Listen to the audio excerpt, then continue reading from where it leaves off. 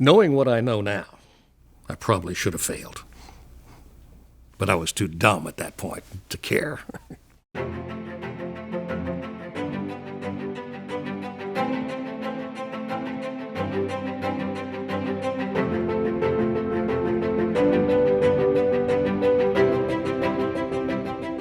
I lived in Cincinnati till I was 6 years old, and after the World War II, my stepfather got a job with General Motors, and we wound up moving to Sydney, Ohio, Bellefontaine, Ohio, Urbana, Ohio, Phoenix, Arizona, Albuquerque, New Mexico, and El Paso, Texas. He would be the guy that sold the products to the local dealers. Every time I'd meet one of these local dealers, I would say, wow, isn't that neat? I mean, this guy lives in this town, and he doesn't have to move every 2 years, and he looks like he's rich. I made the decision that I had to get a degree if I was going to get a good job. My major was in finance because I figured that whatever I did with my job, they would teach me the job. But if I knew the financial part of it, I would be able to be a little more successful.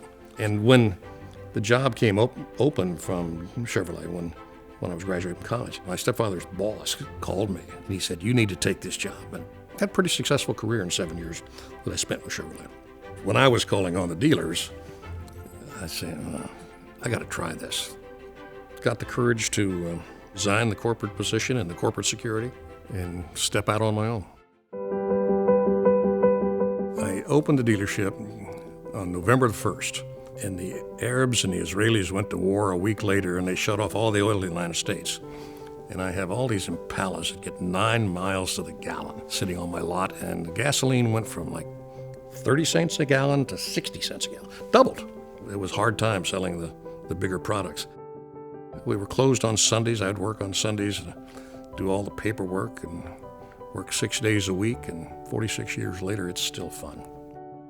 Julie and David, particularly in the early years, they would come to work with me on Sunday, and I would send them out on the lot to check for unlocked doors. He'd say, all right, now go out on the car lot, and for every car door that you find unlocked and open, I'll give you a penny. I would walk up and down the rows of these cars out on the grass, out on the gravel lot, and just open the front door, the rear door on the passenger and driver side, and I'd keep track and say, hey man, I found 28 doors open, and he'd pull out his little pocket, and I thought that was the coolest thing.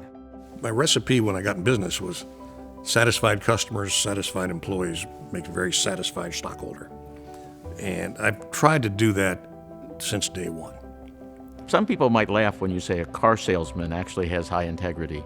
When he does a transaction, it really is very simple and easy to do because he makes a deal with the dealership that he's acquiring, and then Jeff lives up to everything that he promises the owner of the dealership. To be able to grow the business from the way we have to where we are now, obviously we've done something right. And now with 1,400 employees, we've got a lot of them. Been here 20 years. We're talking some 30, some 35. Hello, I'm Jeff Wyler. Hello, I'm Jeff Wyler. Hello, I'm Jeff Wyler. Hello, I'm Jeff Wyler came from Hello, I'm Johnny Cash from Folsom Prison. And I'd always hooked on that. And I said, so I'll introduce myself that way on my first radio commercial. Lou Ranoni, he called me at home, and he said, I've heard you on the radio. Why don't you do television? And I said, well, I can't afford it. He said, come on down. I'll produce a TV spot for you. Won't charge you a dime. I said, let's give it a shot. The most I'd ever sold was 48 cars in a single month. I go on TV and I sell 85 cars the first month. I'm a finance major. This television thing might be here to stay. That's Jeff Wyler Chevrolet, where Chevrolets and eggs are cheaper. In the country at Jeff Wyler Chevrolet. Cars Like Eggs Are Cheaper in the Country caught on. It was so catchy.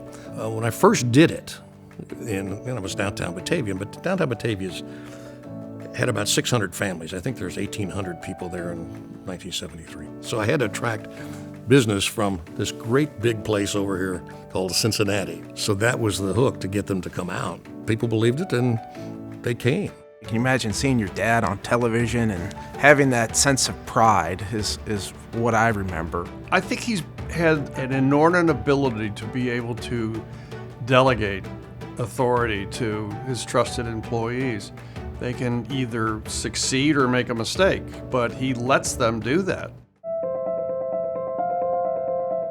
Jeff's been an inveterate fundraiser for UC. He's been a member of their board. He's been chair of the board. And he's been a true leader for UC.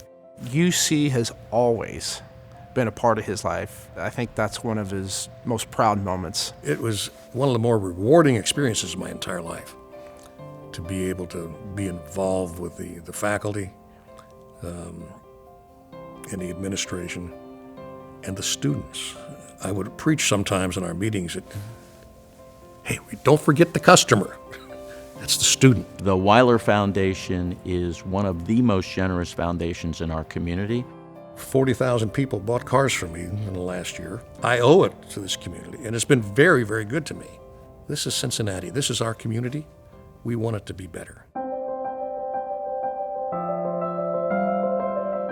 I am the brand. I understand that because of my visibility, the radio, television, whatever it might be. People will see me in the grocery store. I say, I know you, and then I'll speak. Oh, yeah, they recognize the voice. Oh, you're Jake Sweeney.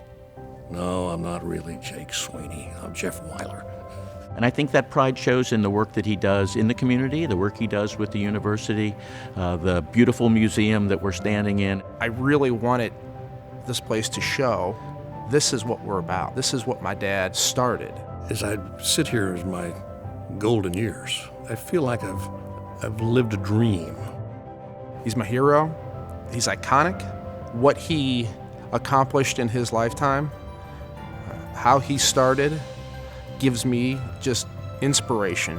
I think if Mr. Taft were alive today, number one, he'd probably buy a car from Jeff, and he would like Jeff, and he would agree with this award.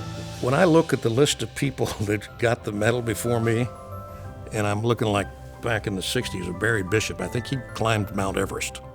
And now you get a car salesman? I'm overwhelmed.